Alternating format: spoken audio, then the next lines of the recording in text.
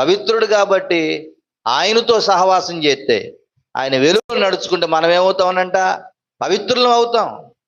చెడిపోయినోడితో సహవాసం చేస్తే చెడిపోతారు. అవునా కదా? నిన్నొక న్యూస్ చదివాను నేను.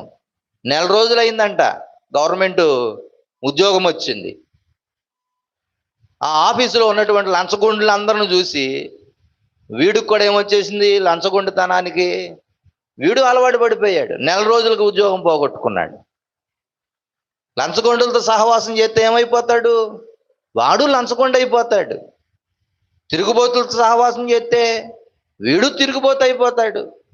త్రాగుబోతులతో సహవాసం చేస్తే వీడు త్రాగుబోతు అయిపోతాడు. అదే పవిత్రుడైనటువంటి దేవునితో, పరిశుద్ధులతో సహవాసం చేస్తే మనం ఏమవుతామంటే, మనం పరిశుద్ధులం అవుతాం.